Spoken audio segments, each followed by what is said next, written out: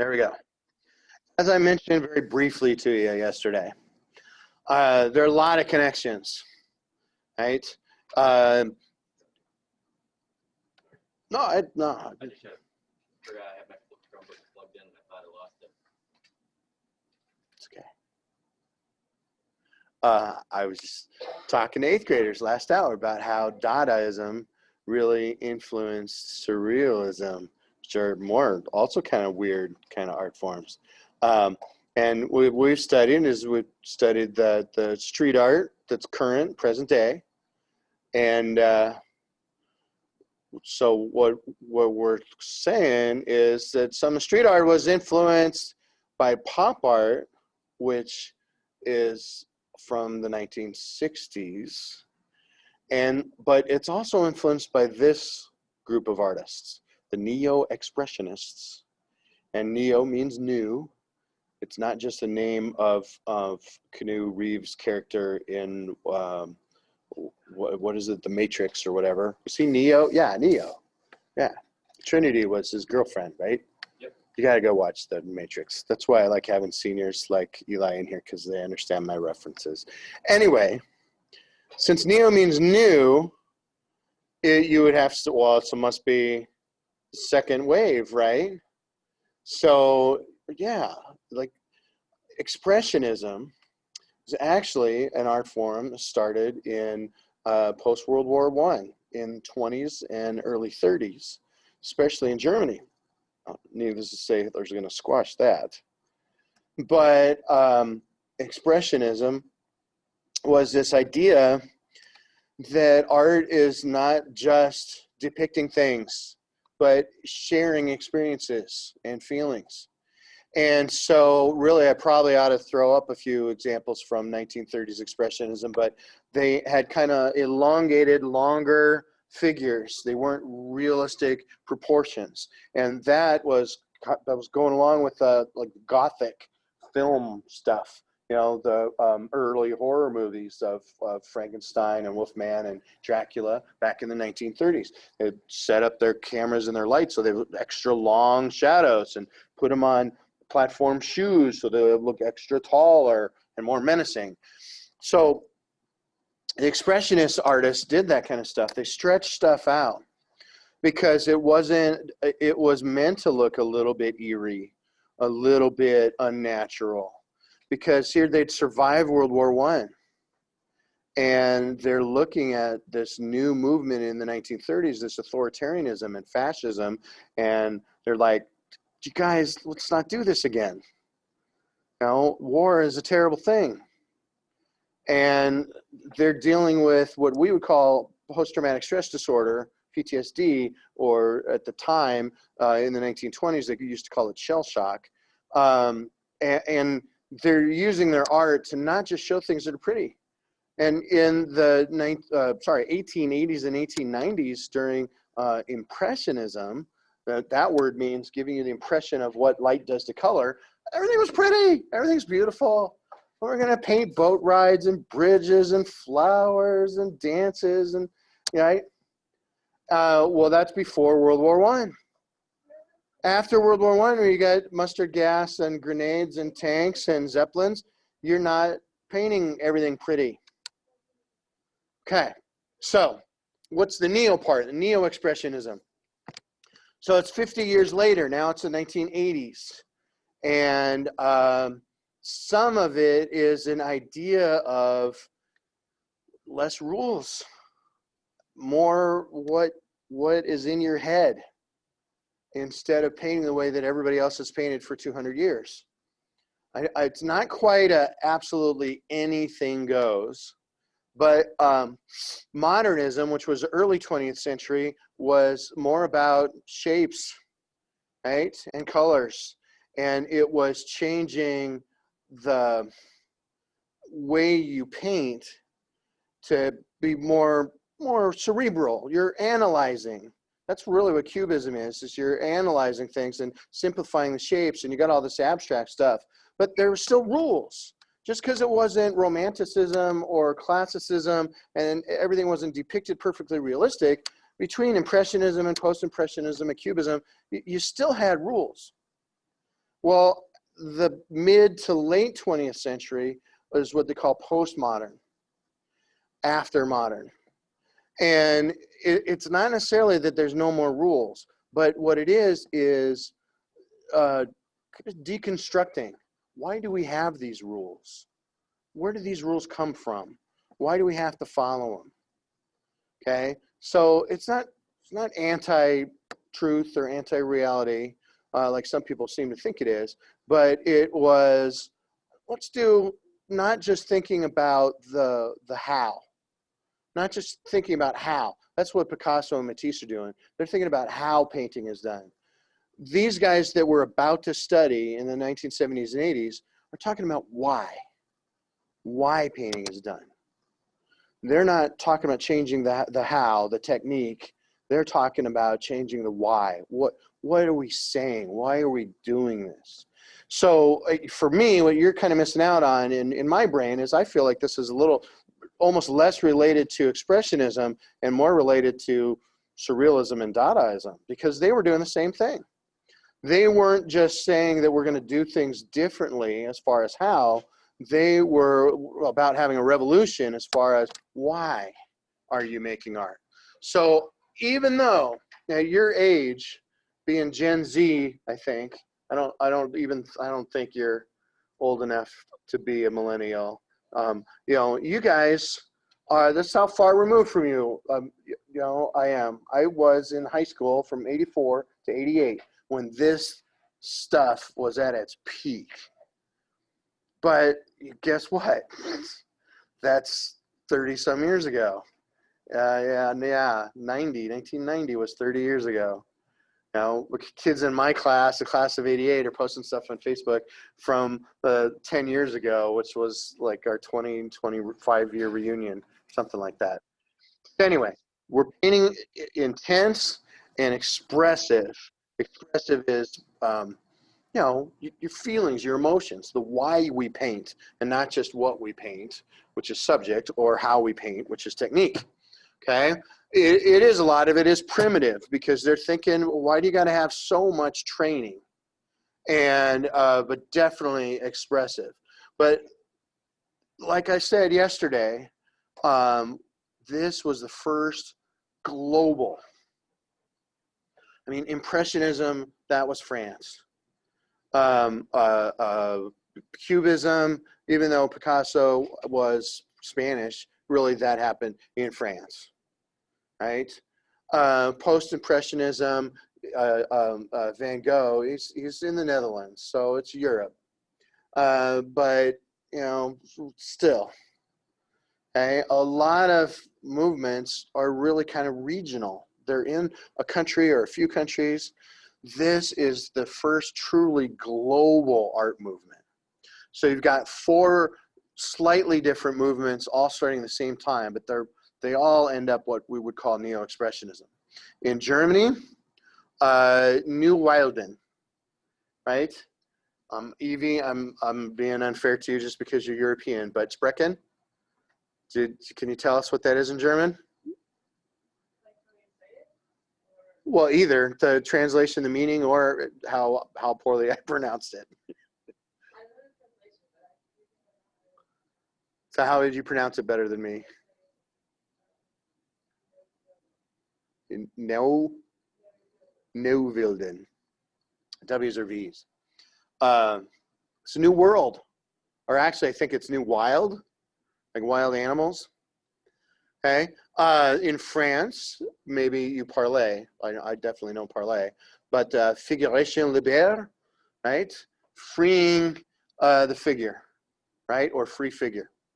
And in Italy, yeah, I'm not going to try and you don't speak any Italian, do you?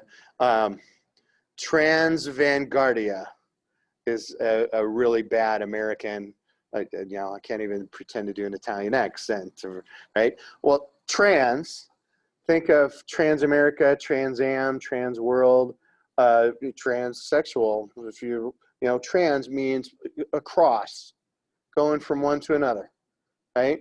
The Transcontinental Highway, you know, goes all the way from Tierra del Fuego in Chile and Argentina up to Alaska, right? So across, trans.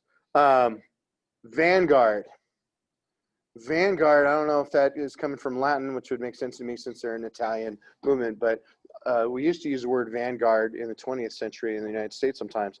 Vanguard means the front, the infantry, the cutting edge, the front guard. So trans cutting edge or across the cutting edge. Okay? In the United States, we had two music movements that were emerging simultaneously in the 70s. The white people had punk and black people had hip hop, right? And both of them, before they hit record stores and radio stations and mainstream pop culture, both of them were like house parties and clubs and what in LA in the 90s they used to call raves that are like, so there's an abandoned place. You know, out here it'd be somebody's farm or somebody's cornfield or an old haunted house or an old abandoned barn or shed. But these folks are doing it in a loft or an apartment or a warehouse or out in the desert. And you bring a band or a DJ, right? And so you got punk music, which is not top 40 pop or dance or disco, but it's also not heavy metal. Okay? It is anti-authority. It is like trying to go back to rock and roll's roots, be raw, be garage band, be you make it up, be personal and not commercial. So you're the middle class white kids, but you recognize your privilege. You recognize how fake and bourgeois and spoiled you are. And you don't like that, you know, so you're kind of rebelling against that. That was punk. And some of the bands are like the Ramones and the Sex Pistols and the Clash, right? And hip hop, which is a little different than rap. Rap was only part of it, but hip hop was, you know, was working class and the, you know, getting off the train or having to ride the bus. It's New York or Boston or Atlanta, and you don't necessarily have enough money for a car, but it's the kids. And it's challenging each other, but not challenging each other with guns or knives. It's challenging each other with poetry, you know, with your lyrics or with your dance moves. And some popping and break dancing and spinning, you know, and a lot of the style. How do you, you know, what your clothes are, what your shoes are, what your hair is, you know. And I don't mean, you know, I don't mean to say that one's white and one's black.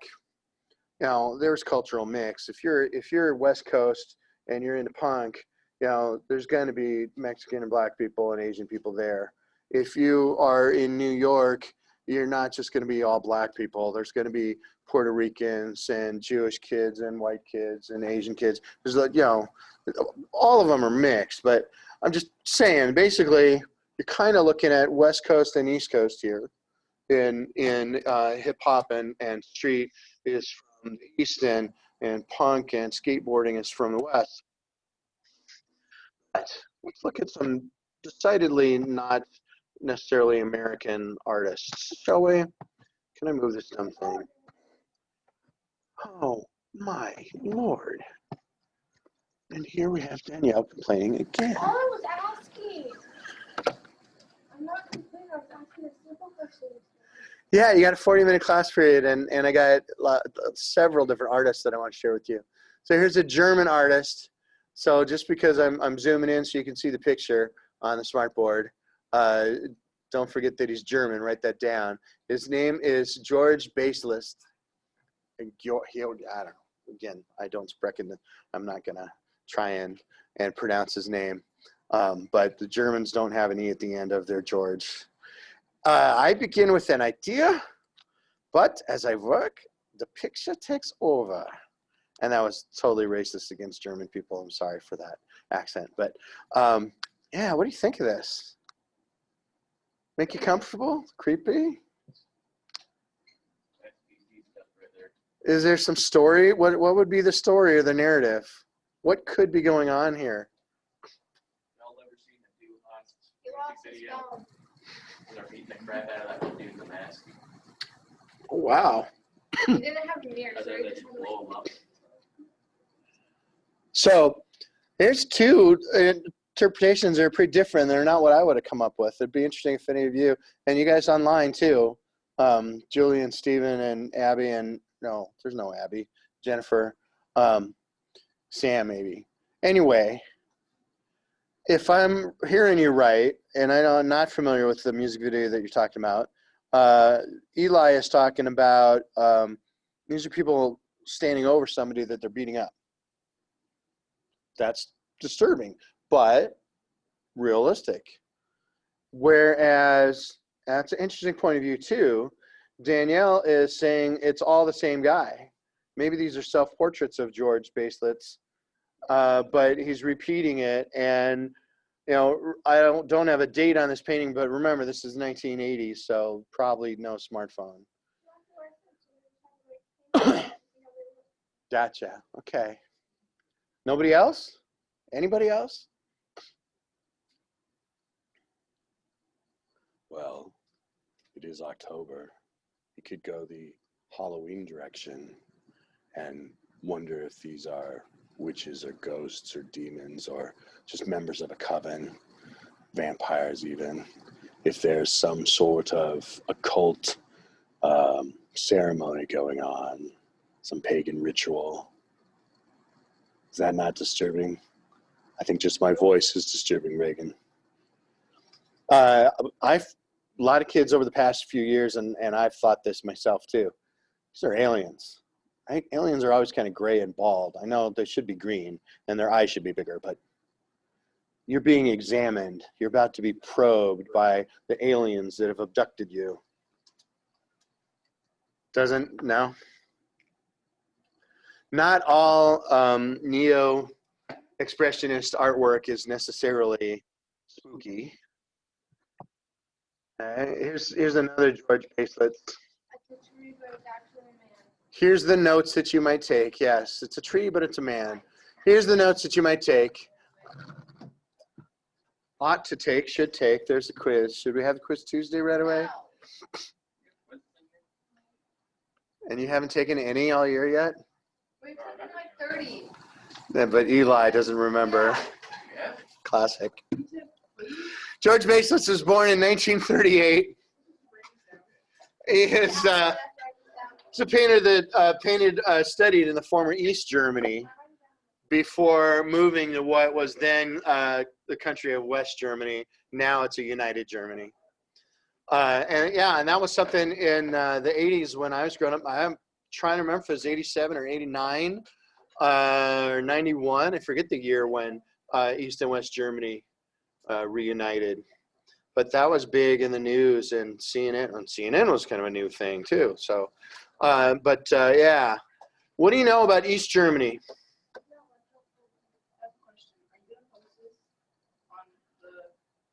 I'm recording it. So if I remember, I would like to post this, yes. So you can rewatch it and enjoy my humor. All over the room, there's lots of outlets. Over by my desk, if you want to sit in the old antique desk with a pumpkin on it that's got a power strip and an extension cord. Nobody knows anything about East Germany? Oh, Kennedy. Go figure. Because it was John F. Kennedy that said, Einlich Berliner in 1963. Tell us, Kennedy, what? What do you know? Yes, you may go to the bathroom. It was a thing. After World War II, the Soviet Union used to be known as USSR. We know them today as Russia or the Confederation of Independent States because a lot of former Soviet republics, but Russia was the main one. So the Soviet Union and the Allies being Great Britain, now we call it the UK, France, and the United States. And so they both got into Berlin at about the same time to defeat Hitler. And they both then basically occupied Germany. You know, supposedly we were handing it back over to the German people to rebuild. But the city of Berlin itself was on the eastern side. Basically, the United States and our allies controlled Western Germany, and we wanted it to be a democratic republic and practice capitalism and have free travel with the rest of Europe, and poured money through the Marshall Plan was the United States Secretary of State.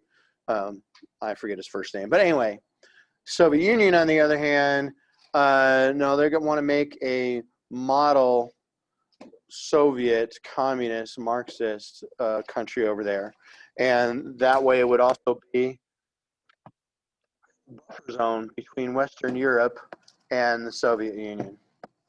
Now, they would keep themselves safe from invasions from Germany by keeping control of Germany.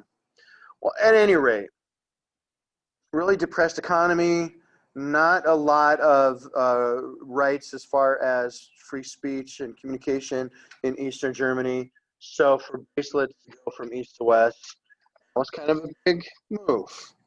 But yeah, look at his painting for a second.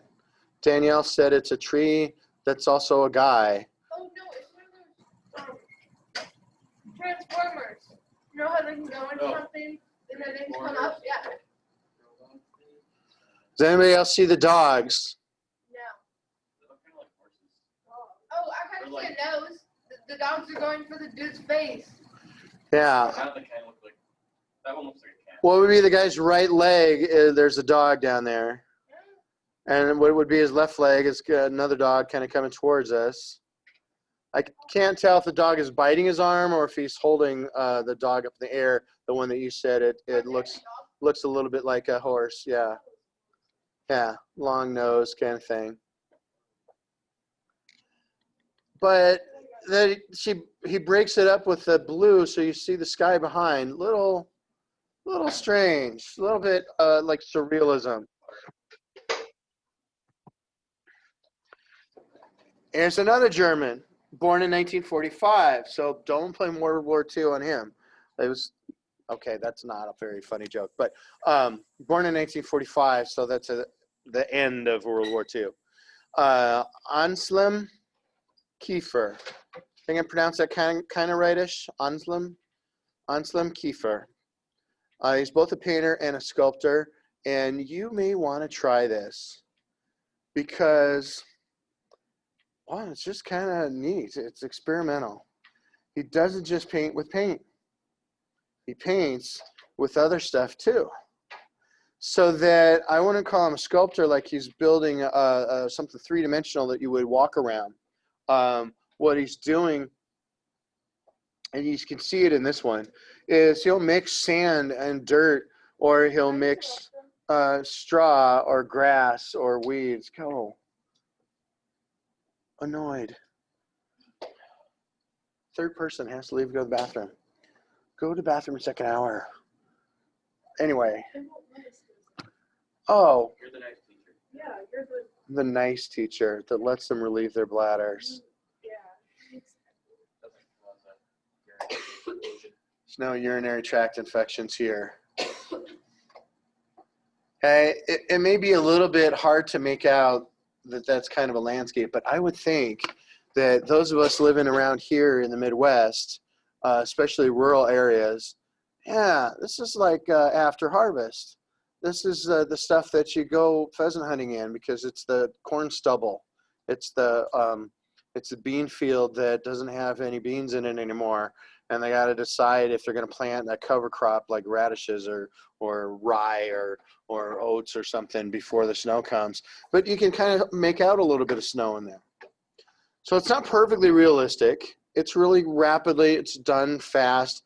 But part of the reason why he's got a grittiness to it, and the amber color is so natural, is that he puts that stuff. I would encourage, try it. Get some grass, get some corn husks, get some get some straw or hay, and mix it in with your paint or glue it down, Mod Podge it. Paint with things instead of just painting with paint.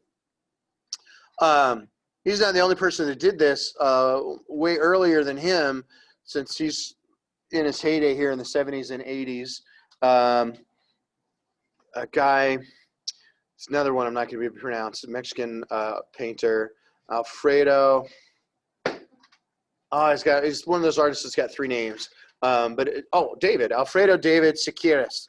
Siqueiros, instead of canvas, right, which we're used to, is because it's just like denim jeans or canvas for a tent. Doormats that are like macrame. It's this thick hemp rope so you can scrub your boots off. He'd take something like that and paint on that. And he would get the dirt or the sand from his town in Mexico and mix that in his paint so that his paintings had texture. They were textured, just gritty and sandy. What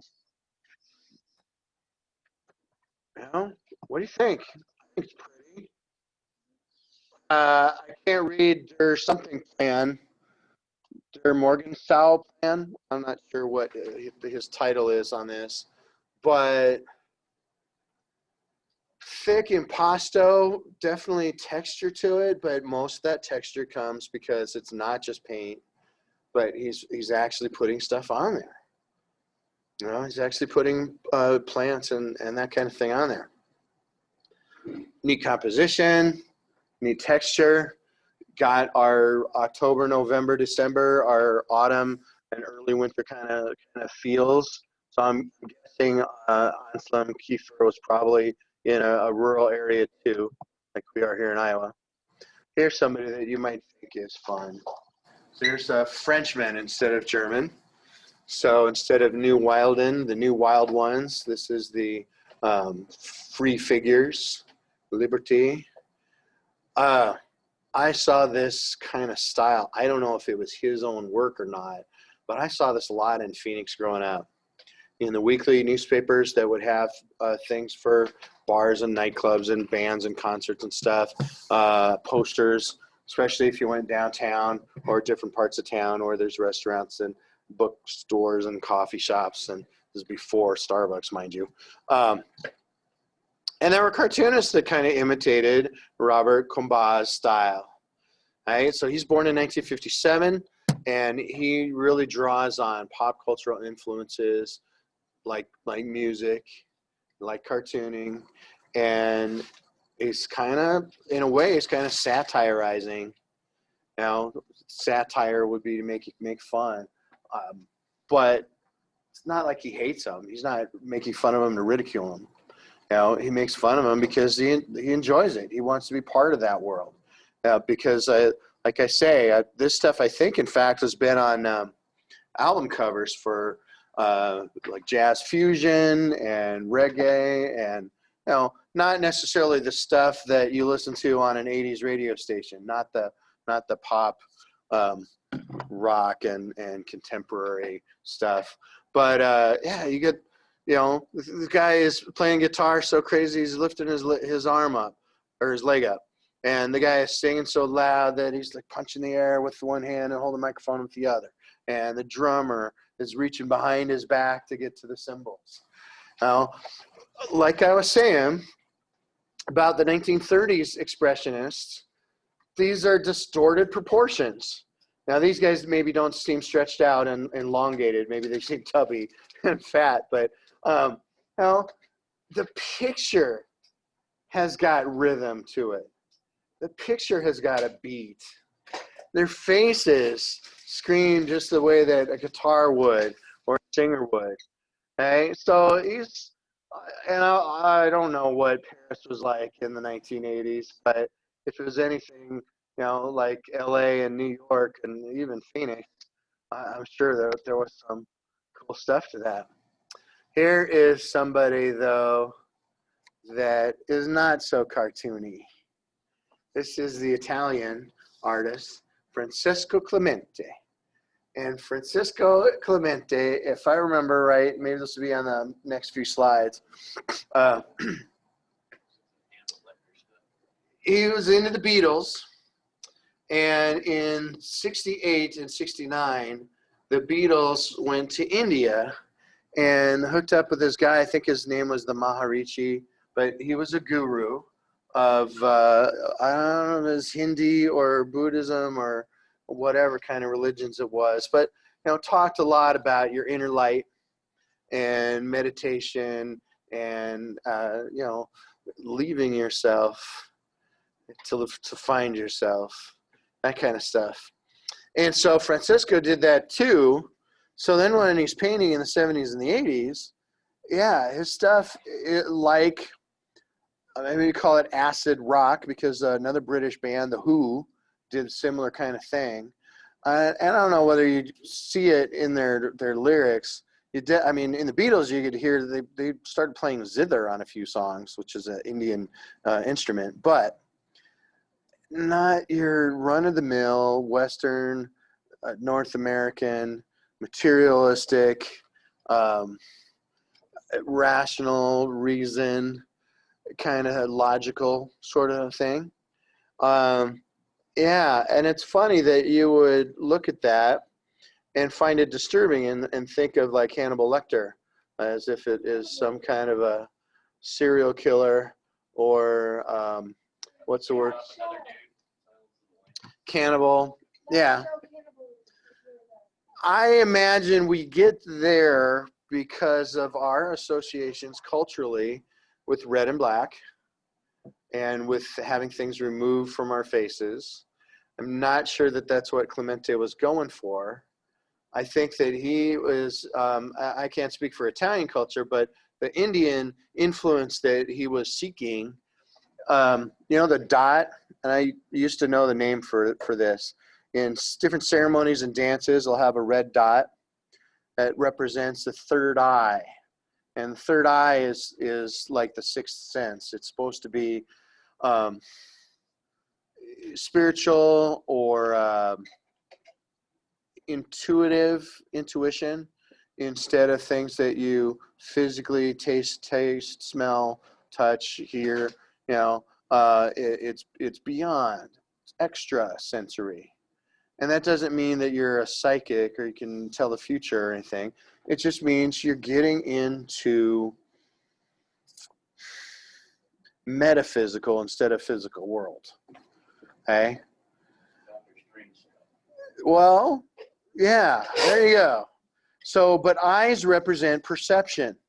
So in this case, it's not visual perception, but probably emotional or spiritual. Okay? Could be other dimension, but yeah, I think it's that he sees. I think those are his eyes. I could be interpreting it wrong, and you're welcome. And if you, especially it's Halloween, you want to go with the horror thing, you think that those are the eyes of the people in the dark that are going to get him, and they've already gouged his eyes out. That's pretty gross and disturbing. But I'm thinking that let's go with Star Wars and Jedi kind of thing. Close your eyes, Luke. Turn off your computer, Luke. See with your feelings. Reach out.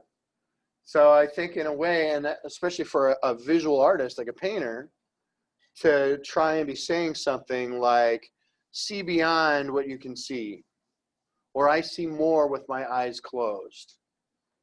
I don't know if that is getting too deep or makes any sense to any of you. Here's another one. I really like this. Talk to me about some how, though. Because you've got enough experience with some paint. How does he achieve this?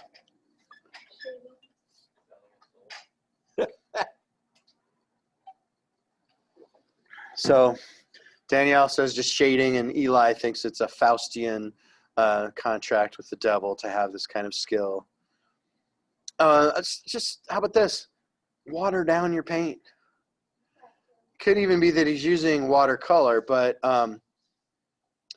you've been painting fairly thick. I've even encouraged you to maybe even add glue if you wanted to your paint. And so then you're painting as if tempera is acrylic, and not quite oil, but this would be, and again, our girl from the Netherlands, maybe Evie, you can help me with my pronunciation. I've always learned that it's gouache, I think it's a French word, but gouache is basically when you thin out your paint with water. So you may be using an opaque paint like tempera or acrylic, but it's behaving like watercolor.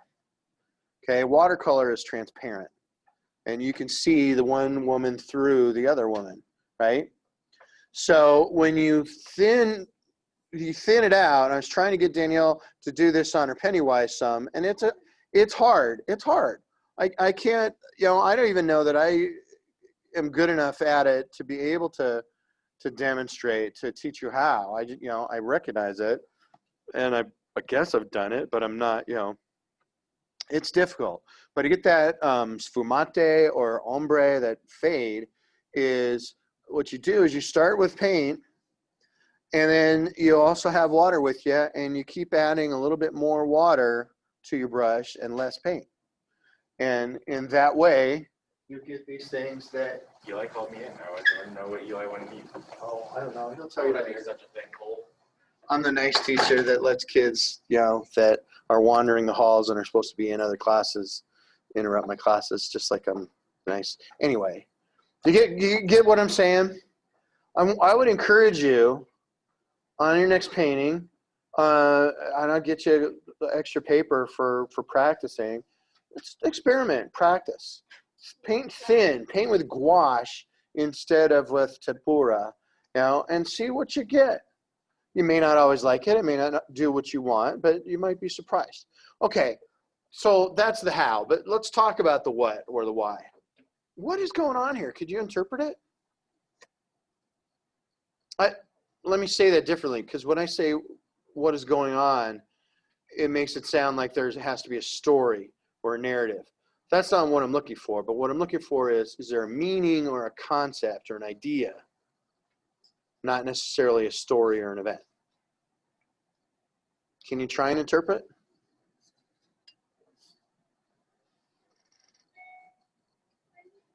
Well, what do you see? I guess we'll have to pick it up on Monday. Which means they're probably not going to have a quiz right away on Tuesday. Maybe the quiz will be next day or something. But all right, so we're going to pick it up on slide 10. This is good stuff. I don't know how you can not like Neoexpressionism. It's funky. Have a great weekend. Stay warm, everybody.